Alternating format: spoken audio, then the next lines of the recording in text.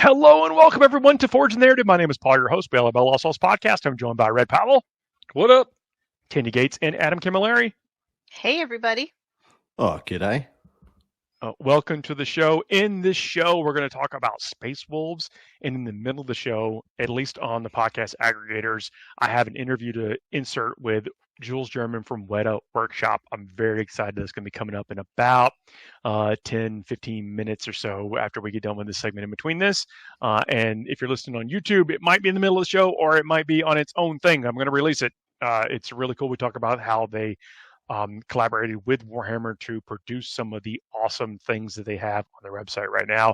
Links will be down below in the show notes to check them out. And trust me, you want to check them out if you have not already. They're bringing that same passion that you know them for with Lord of the Rings to now some Warhammer stuff. And as someone who has seen them up close, they are things of beauty, but you get to hear more about that during that segment.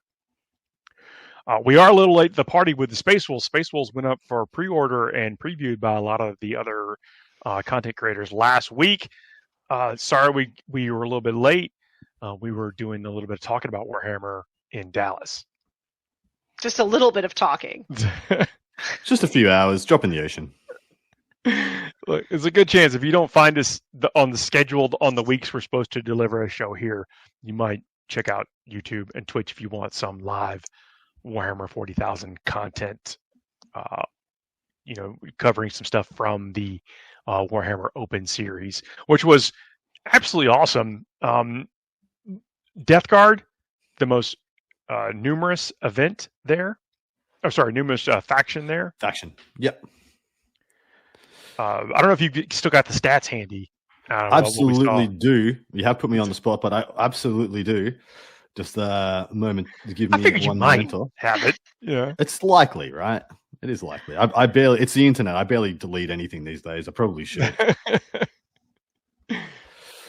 But yeah, the stats were very interesting for this event, with 277 players attending to roll dice on the Friday, with 8 rounds up for grabs. The top taken factions were come on. It's all red on camera a few times also during the course of the weekend. Oh yeah, was that so me 21 by in the background? Oh.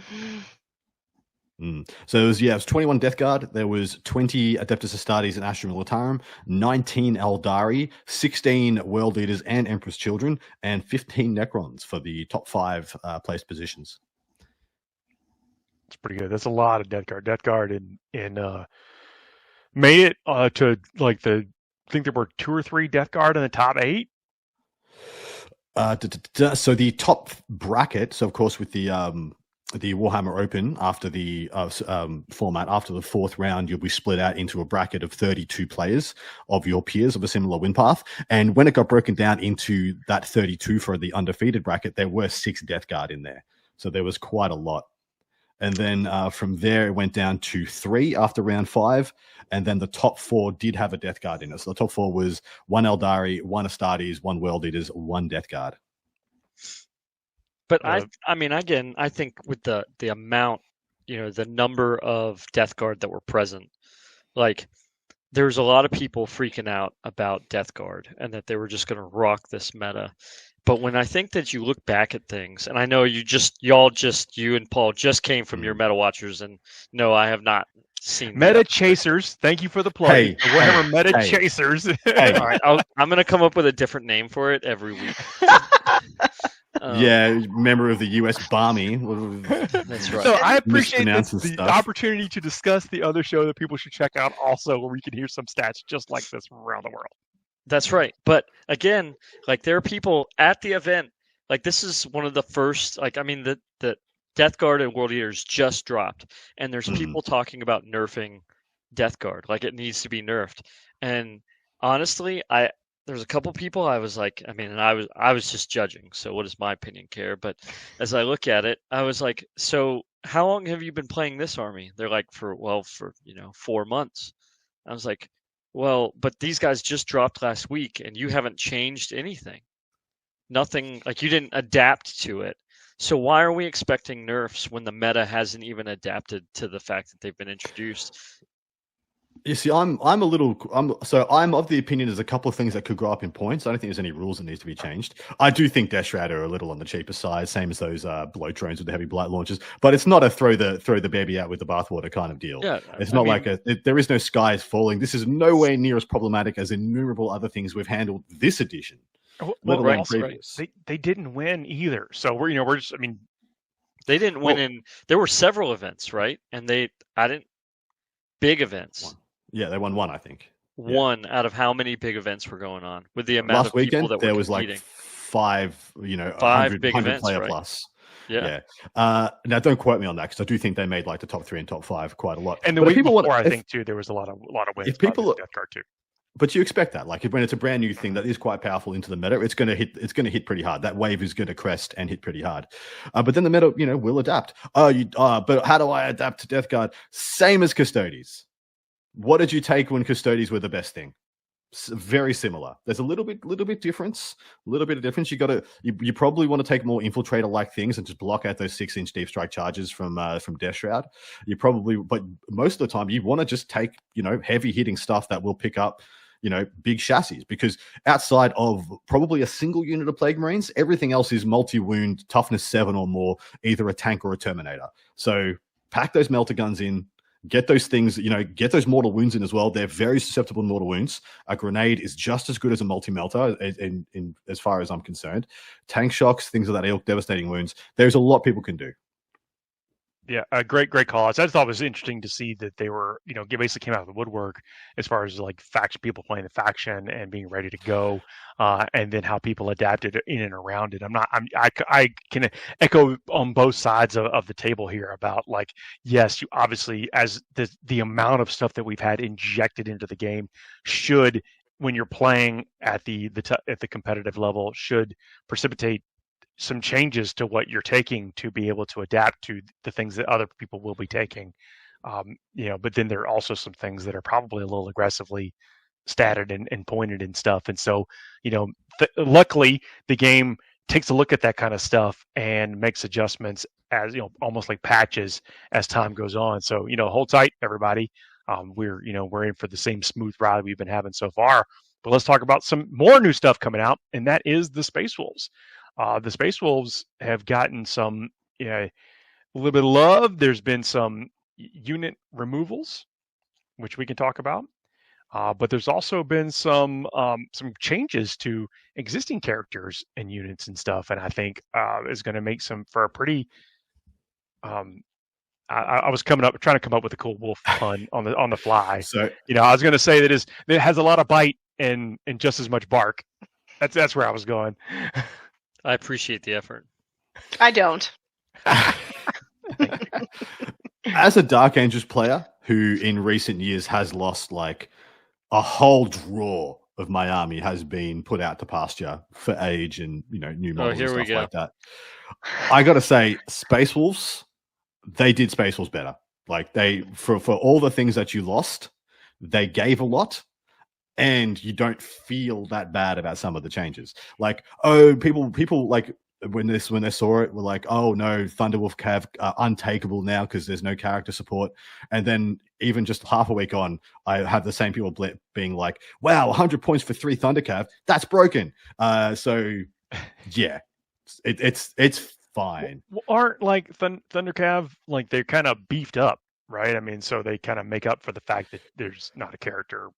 Potentially. They get +1, dude. They get +1 damage on the charge. Like they go to damage 3 on the charge, or for the rider. So it's like a sweet number right now. That's a real good number for everything we just talked about: Custodes, Death Guard, or whatever. Yeah. Like that. T6 4 wounds available to have a 4-up invulnerable save, and they absolutely slam for 100 points, just as like a skirmishing unit to go and flip an objective that takes cool. You go and pick up 5 infiltrators or some orc boys or storm boys on an expansion objective. It took you that 100-point resource to go and take that, possibly 100-point unit off the table. Easily done. It's going to cost them 200 to 300 points minimum to take your unit off. It's like an exponential,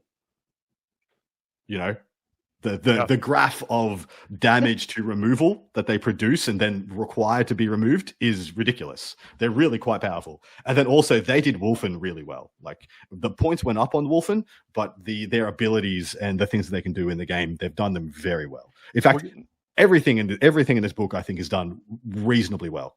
We're getting slightly ahead of ourselves, I think. Although getting slightly ahead.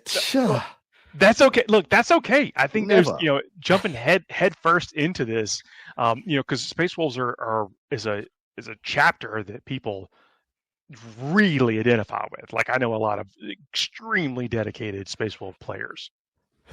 It's the orcs of the Astartes, isn't it? We're all thinking it. Let's just say it. You have so many people who play a myriad of different Astartes, and then there's the Astartes players who only play Space Wolves. They're like, they won't countenance. There she is. She's up there. She's right there. She's like, the other Astartes make me sick. But Space Wolves, forever. Well, let's talk about the Great Wolf and the High King of Fenris, if we can for a moment. And I'm referring to Logan Grimner.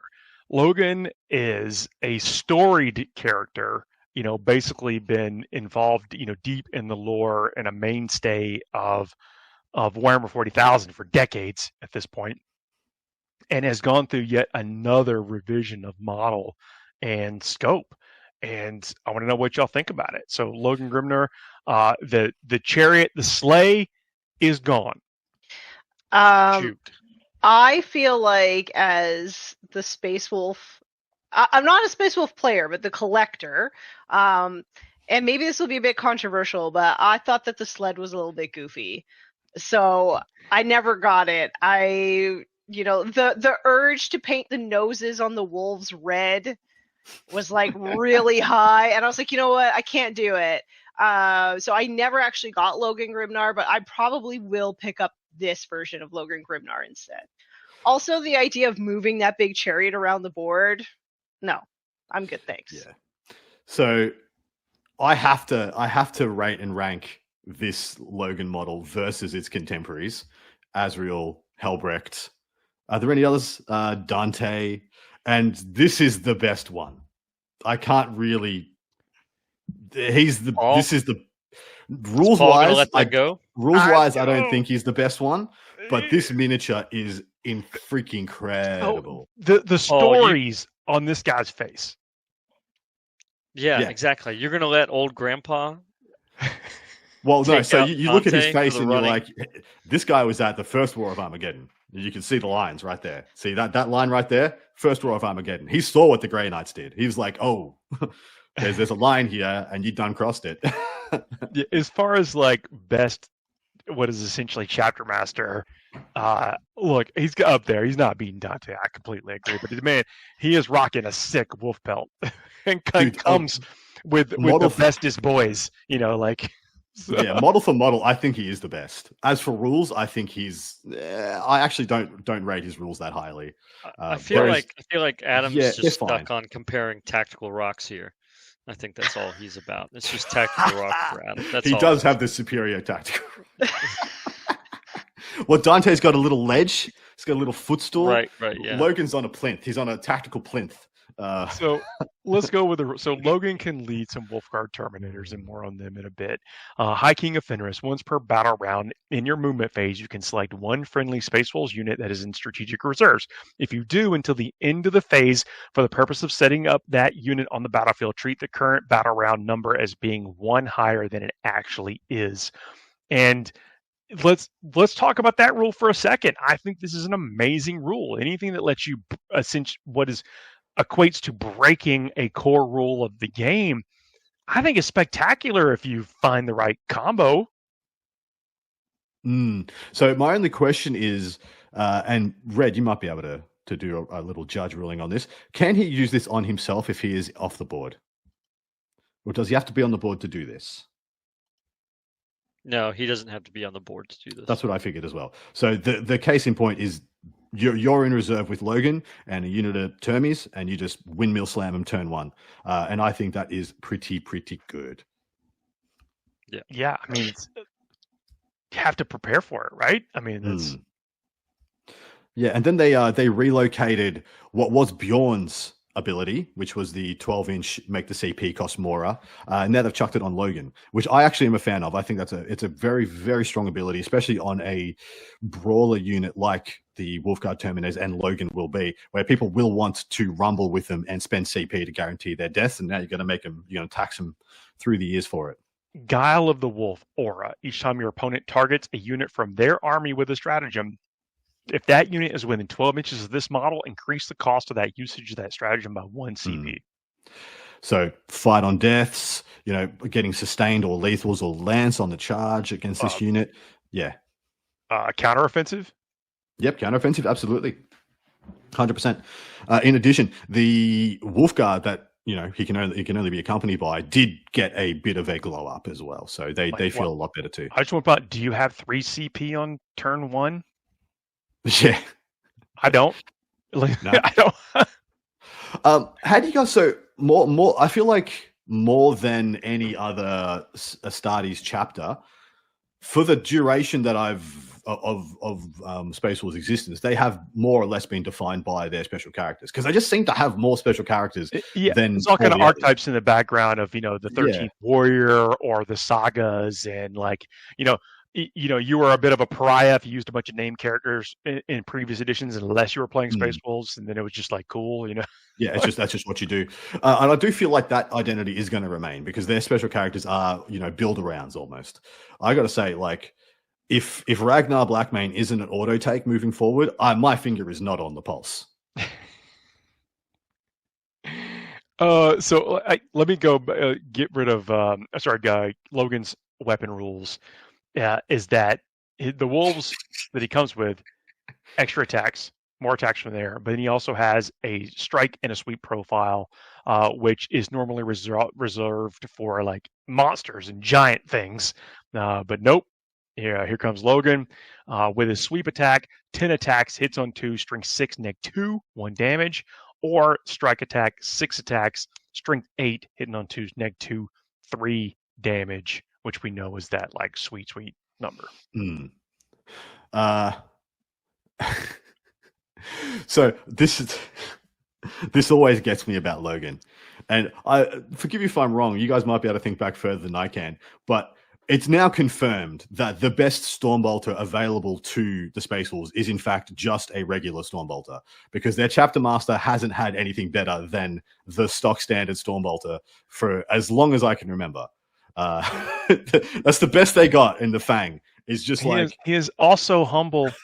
He's a man of the people, which is actually I'm not even kidding. Yeah, that's one of like Logan's hallmarks. Isn't that right? In the first Battle of Armageddon, they wanted to go down and like the Imperium wanted to go down and I think execute all the surviving Imperium people because they witnessed things at the Battle of Armageddon. Logan was like, over my dead body, if I remember right. And he lost. They did do that. The Grey Knights and the Inquisition scourged that thing. It's a cool story all around, but that's what you got to know a little bit about Logan. And what were you going to say, Red? Oh, you just got to maintain OPSEC. That's the thing.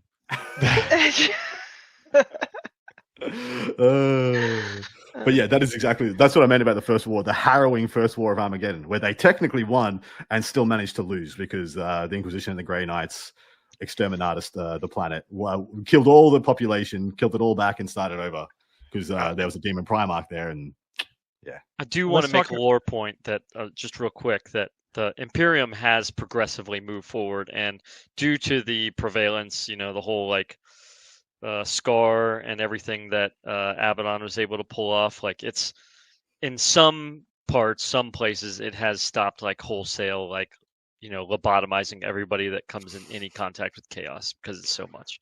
That's been something that's brought up in the story as of recently. It's been a policy change, you say? Yeah, there's been some policy changes due to like they essentially would be getting rid of too many people at that rate. So they're trying to control it as much. Just throw my goodness. Let's talk about Ragnar, and then we'll take a break and do that interview with Mr. German, and then we'll come back and talk more about this stuff. But Ragnar Blackmane movement 7, toughness. Oh, we need to talk about the fact of how fast Yes. all the Space Wolves are as well. So, and this is just built into their character sheet. Like y'all, Logan is a 6-inch moving Terminator. Like, Ulrich the Slayer moves 7, Bjorn the Fellhanded moves 9. Ragnar 7, T4, 3+, 4+, immortal save, 5 wounds, 6+, leadership, 1 OC. And then Frostfang, sustained hits 1, 8 attacks, hits on 2, strength 6, neg 3 AP, 2 damage apiece. Has the War Howl ability. While this model is leading a Blood Call unit, each time a model in the unit makes a melee attack, you can reroll the wound roll. While this model is leading a Wolfguard Headtaker's unit, the unit is eligible to declare a charge in a turn in which it advanced. Another powerful ability there. Battle Lust. Each time this model ends a charge move until the end of the turn, add 2 to the attached characteristics of this model's Frostfang weapon. So swinging 10 attacks, sustain hits 1 with that. Amazing. He is incredible. And naturally, it doesn't really matter which one you join him to, the new head takers or the blood claws. They're both very good. Of course, it just kind of depends which detachment you'd rather. I personally am a huge fan of the head takers. I think they're an incredible unit. I mean, advance and charge sounds real good. I mean, when you move 7, you move a little bit faster, and then in some of these deployment zones that we've got, you can start. So you're moving 7. Let's say you've got 6 head takers and Ragnar, deploying 3 out of the impulsor that you maybe took. So then you're moving 7, you're moving 10 inches, then you get a 6-inch advance, you're moving 16 inches, then you charge 2d6 up to 28-inch threat range on this unit, rocking out of an impulsor. That is a unit that, if you want to know how head takers are, essentially they're very similar to Sword Brethren for Black Templars. They're quite similar in that if they touch you, you dead. You just dead. If they get up, you're like, yeah. If they get in combat, you are smoked. There is no coming back. Pretty much, unless you're a Demon Primarch, you're absolutely dead. And so, and that thing having a 28-inch threat range is fearsome. You can move from cover to cover, essentially, with that. What if you really want to roll a lot of dice, though? What's the maximum size unit of Blood Claws now? 20.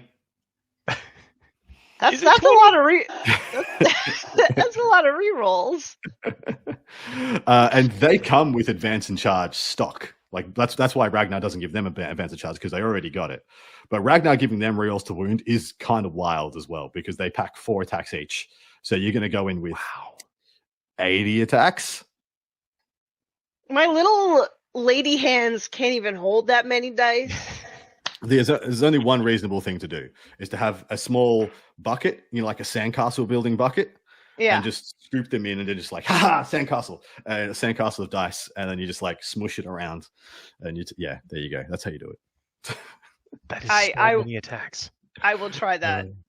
It's very good. It's a very buffable unit as well, and there is an attachment that fits that unit perfectly.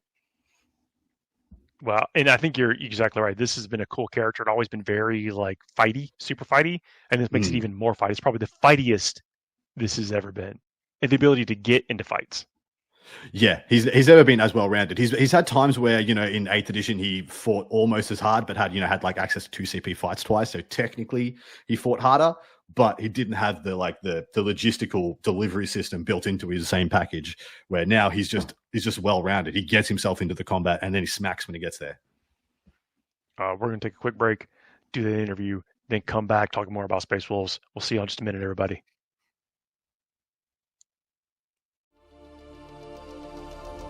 FTN is brought to you by Discount Games Inc. Please visit them at www.discountgamesinc.com. And don't forget to ask Jay about ways to save even more on your hobby projects. We are back, everyone. I hope you enjoyed that segment. If you were listening to it on a place where that was inserted in there, or I hope you found it and then came back to this, because it's awesome, and I'm hoping that is a first in a series. Please check them out. You will not regret just beholding that stuff. Back to talking about Space Wolves. So, Adam, I think you were talking about build around characters, and we weren't just talking about name characters in that segment. What was on your mind? There is when I said their characters are good, there kind of isn't a bad character, named or unnamed, in this book. You kind of can't go wrong. If you're going infantry heavy, the Wolf Priests are superb, giving your units +1 to wound and regenerating a bodyguard model. It's fabulous, so powerful when attached to Head Takers, Blood Claws, whatever the hell you want. But the Iron Priest is the one that I think adds a whole new dimension. With just one character, they're unlocking the playability of stuff like more armored side of things, or what do they call it? The company, what's the company, the great company of the Space Wolves that's all about the tanks? Whatever, that one. They're unlocking it just with the Iron Priest, just with the big dogs. I'm sure it's those ones. Steel and wolf flavored. The Iron Priest comes with what you'd expect from a Tech Marine. Still somehow movement 7 with a 2-up armor save and 4 wounds. It's got Hellfrost Pistol. It's fine. It's essentially a +1 damage but a little bit less strength plasma pistol, but has a torrent option as well, which is just a AP1 flame, which is really cute. In combat, it's got 4 attacks, but only hits on 4s, but it is strength 8 AP 3 damage. Now, it does get lone operative like all the Tech Marines once within 3 of a vehicle. Now, this is where it gets spicy. Not a lot of other Tech Marines will give you a bonus in addition to repairing a vehicle. This one gives rapid fire 1 in addition to repairing a vehicle. Now, this is in your command phase. Select one friendly Adeptus vehicle within 3 inches of this model. That model regains D3 lost wounds and until the start of your next command phase, ranged weapons equipped by that model have rapid fire 1. Now, there are some tanks in the game, some vehicles in the game that get exponential benefit from this. The one that is, it might not be the best tank to use this on, but it is the one that percentile unarguably gets the most out of this. And that's the Predator Annihilator. So Predator Annihilator has 1 twin link las cannon shot and then can have 2 las cannon shots from its sponsons. It will go from 3 las cannon shots to 6 las cannon shots within half range, which I think is 36 inches, which is most of the table when you move 10 inches. The las cannon is 48, so... Sorry, 24 inches. 24 inches, yeah. Sorry, it was near 36 when you move your 10. But yeah, it goes from 3 las cannon shots to 6 las cannon shots.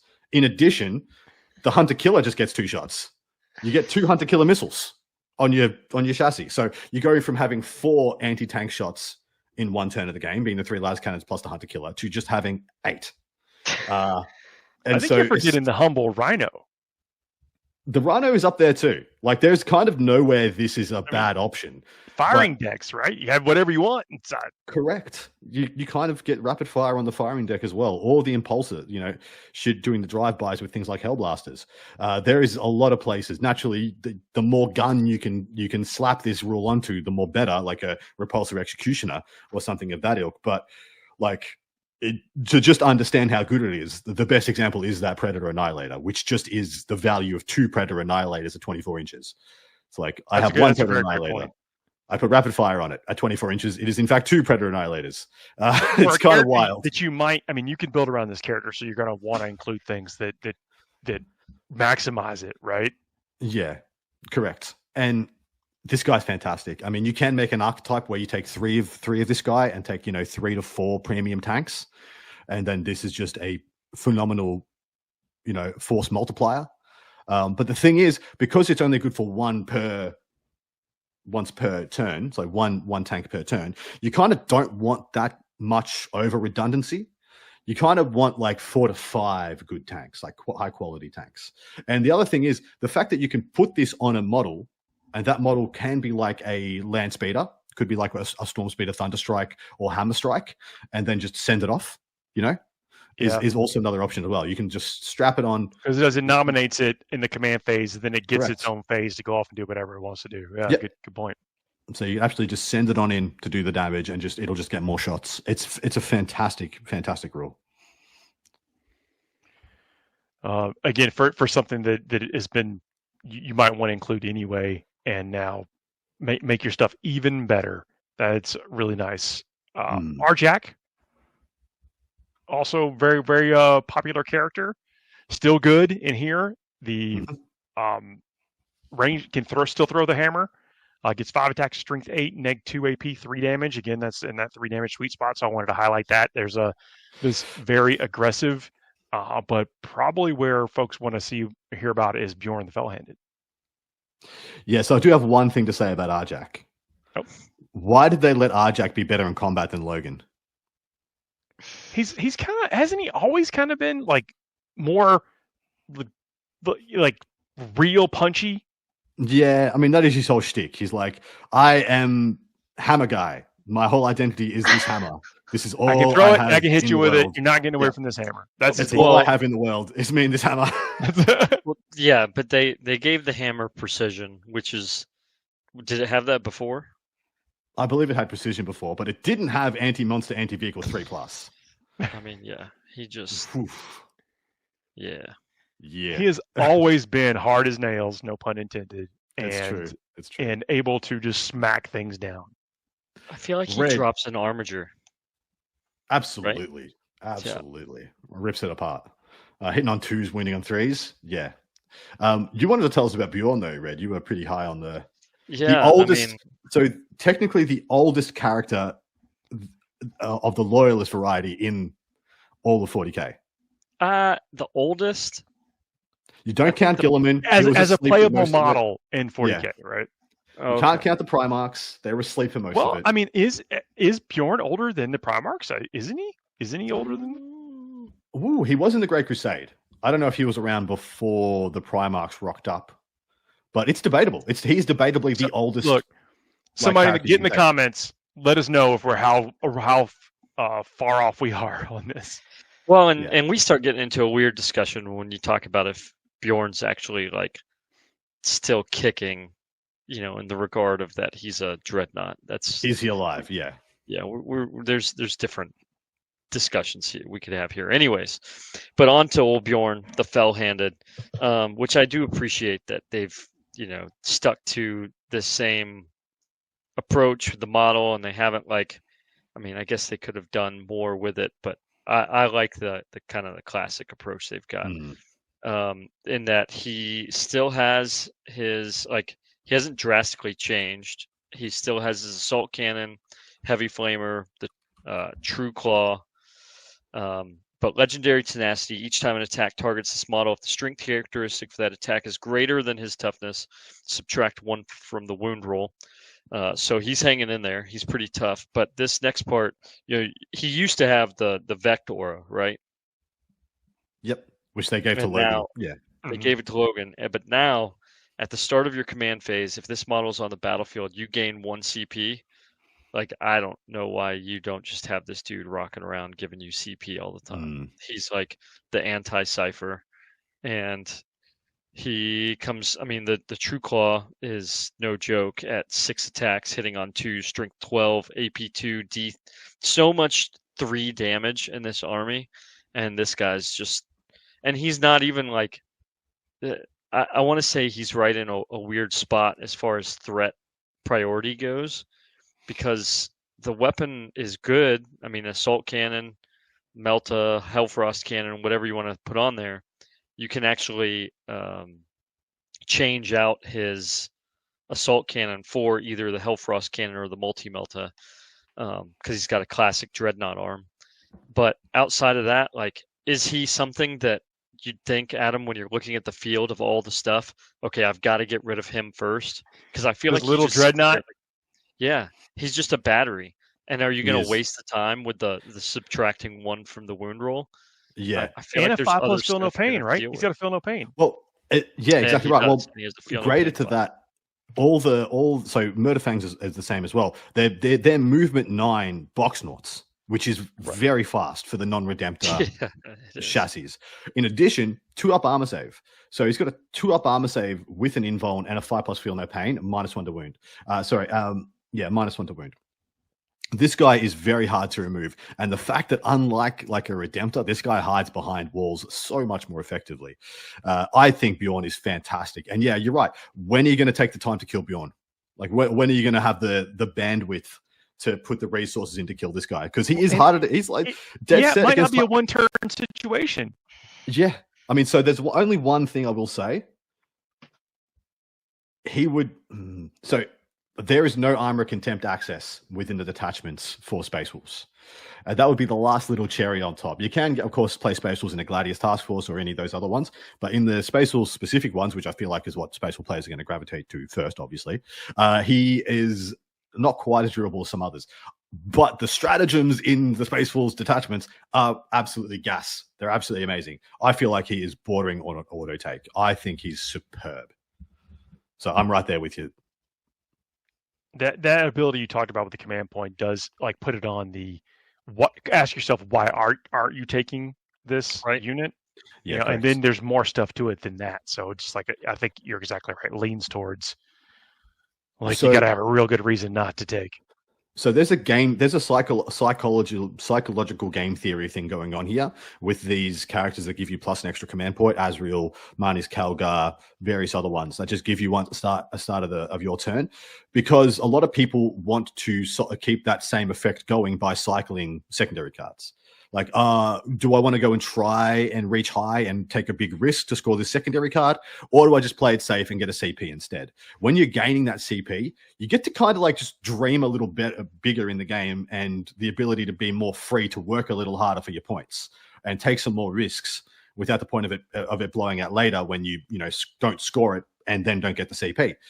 So I always feel like there's a double down effect of having these things in your army that makes you that frees you up to play the game more proactively, because you're not in a sunk cost fallacy of being like, well, I shouldn't try to get that established locus because then I'll lose a unit, when instead for not losing a resource, I can get a CP.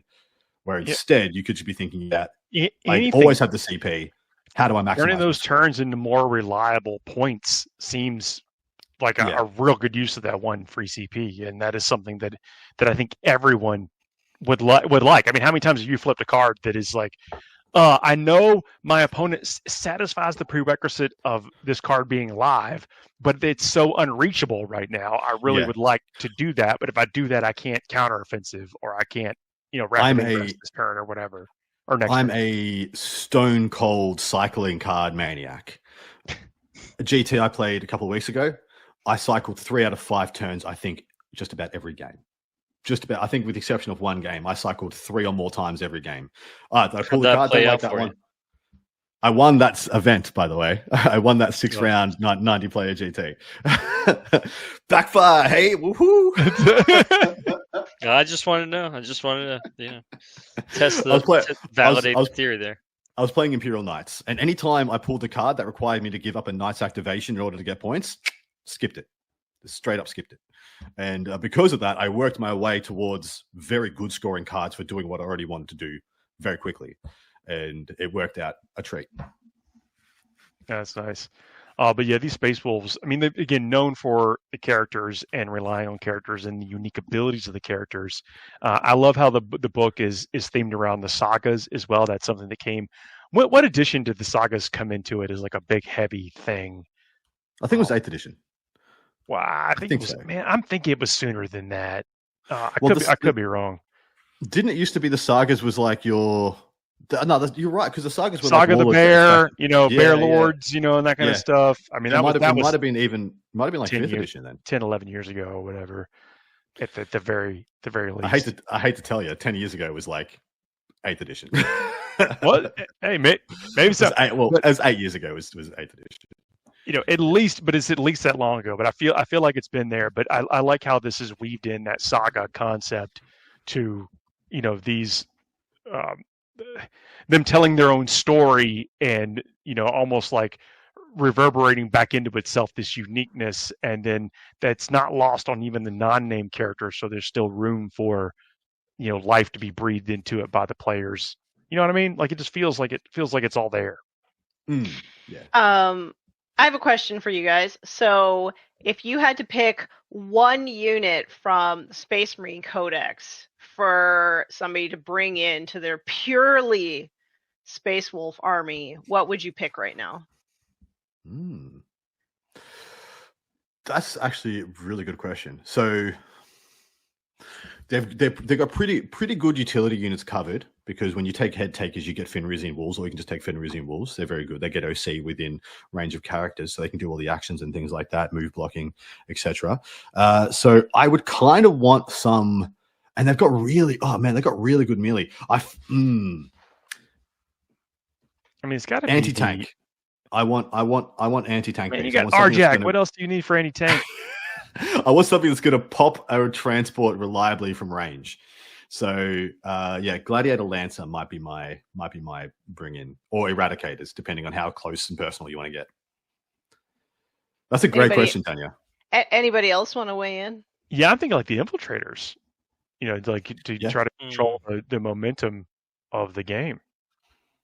Well, and you did lose the specialty unit. The Hounds of Mordecai? Hounds of Mordecai. So you could just call them some sort of infiltrating unit. Away you go.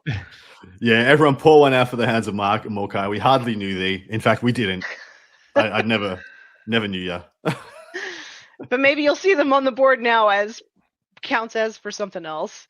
Yeah, we just play them as Reavers, right? Like Reavers are very good still. Yeah. Red, what do you think? No, I mean it's my go-to in any Space Marine aspect, and I think we've kind of talked about it before, but I think infiltrating such a big part of board control and the game at large right now that I agree with the Infiltrators as just being kind of a fallback unit there. Outside of that, I mean, we talk about the Iron Priests, and you mentioned the vehicles that you could have. There's a pretty good selection of vehicles out there that. The Godhammer Land Raider is not a bad choice. No, it's not. Between the Land Raider, between the Repulsor, right? I mean, there's a lot of things out there that this thing can that the Iron Priest could suddenly pair into vehicle-wise. That's going to take it to a very interesting jump. I mean, the Land Raider from my review and experience with just recently with World Eaters, putting rapid fire on anything, even if you're hitting at a worse ballistic skill, which in this case they won't be, is still pretty nice.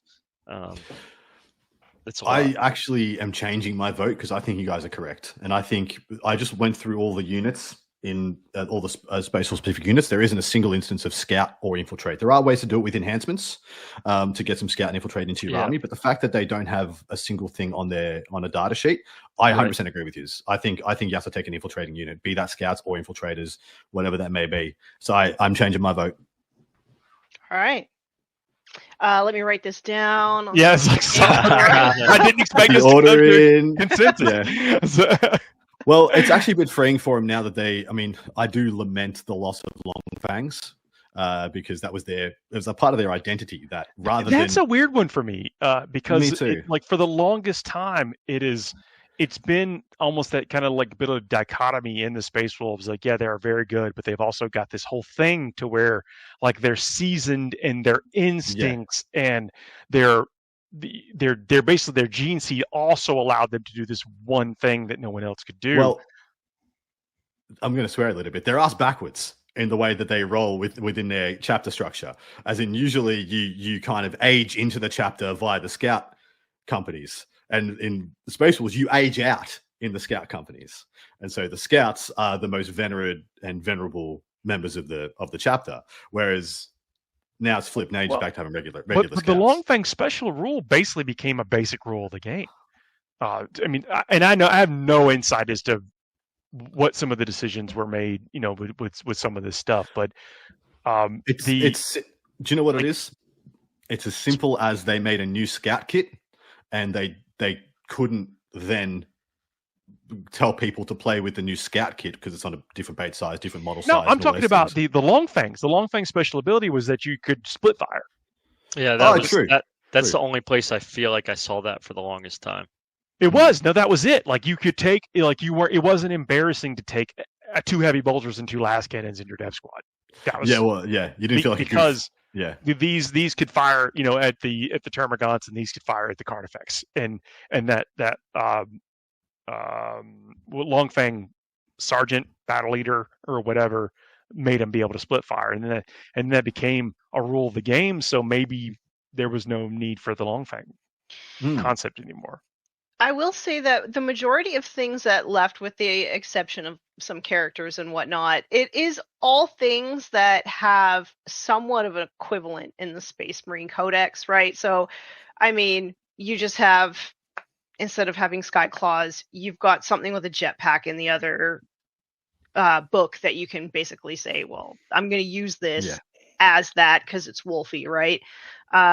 Which I think is actually good because you can still end up using your collection.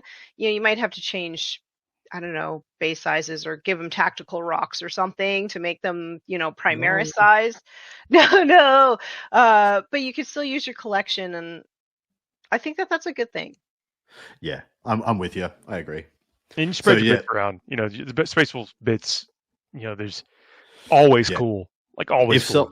If someone rocked up with a couple of units of 5 Sky Claws and said they were jump back intercessors, and they were like OG, beautifully painted, like old assault marines converted up, I am not going to have one critical thing to say. I'll be like, you are correct. They are jump back intercessors. That already exists with like Death Company, because the Death Company Marines it's not Primaris Death Company. There's Death Company. It's correct. Okay if you rolled in with smaller models. Or, you know, Vanguard veterans are still an option as well with jump packs. Yeah, I like that. There was another, I mean, strangely enough, a character model to talk about, right? Before we wrap this up. Didn't you want to talk about the Rune Priest? Yes. So the Rune Priest is fantastic. Or Wolf Priest. Sorry, I don't know which priest you want. Yeah, Wolf Priest. There's a lot of priests. That's what they do with their psychers. They just call them priests because they're a bunch of hypocrites. Psychers? Exactly right. Just like there's no wolves on Fenris. I had to correct the Rune Priest comment. I'm like, back to Wolf Priest. Yeah. So the Wolf Priest is like a chaplain and an apothecary came together. And I got to say, I'm jealous. This is quite good. They come with an Absolver Bolt pistol, just like a chappie would, and a Crozius Arcanum, just like a chappie would. Whilst this model is leading, so this is the Healing Balms. Whilst this model is leading a unit, in your command phase, you can return 1 destroyed model, excluding character models, to that unit. And then, in addition, they have the Litany of Hate. So they give the unit that they're leading +1 to wound in melee. So this is the brand new Harmacist, as I would like to call it. Which is what we used to call the apothecary biologist that would attach to eradicators and somehow make them shoot better, even though it's an apothecary. Aggressors. It's exactly right. Either other. And the Wolf Priest is absolutely doing harm and bringing guys back to life, and I think he's superb. No, that seems pretty good. I mean, you can't. There seems to be lots of cool things that like, oh, I can try this or I can try that. You know, then it comes down to your detachment choice. Yeah, spot on. Just for example, though, Wolfguard Head Takers, the only downside of Wolfguard Head Takers is the fact that they attack at strength 5. So they have a slew, possibly up to 6 attacks, depending on the kit that you decide to take them with. 6 attacks at strength 5 AP 2 damage. +1 to wound is everything that they need. So a Wolf Priest with them and then resurrecting one of these models per turn is actually also a huge deal as well when they come, you know, in units of 6.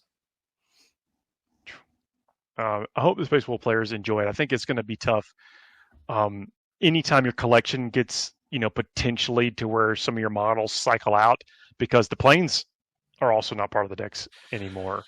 Yeah, pour one out for the planes. I couldn't tell you what they're called, but I could have a red hot guess that they had Wolf and Storm and Fang or something in it. I don't know anyone who actively played with them or used them. Like, I just haven't seen them, you know, on the tabletop in a long time, but I still know that was something that people got sometimes, you know, so definitely want to sympathize with that. I mean, the Cestus assault ram, you saw it in Horus Heresy. It was this cool kind of translation from that era to what the Space Wolves maintained. And so, yeah, it's kind of sad to see it go. But I'll be honest, if you told me that I had a unit that I could run with 20 models in it, like Blood Claws, I may not, my attention span may not hold on to those planes as I love 60 to 80 Blood Claws. I love you, Red. You're just a simple man. You have a few things that you want in life. One of them starts with 20, ends with punchy, and that's it. It's like, can I have a unit of 20 punchy lads, please? Yes, all you want. That's all I want. That's all I want. My life is complete. All he wants is chain swords and bolt pistols.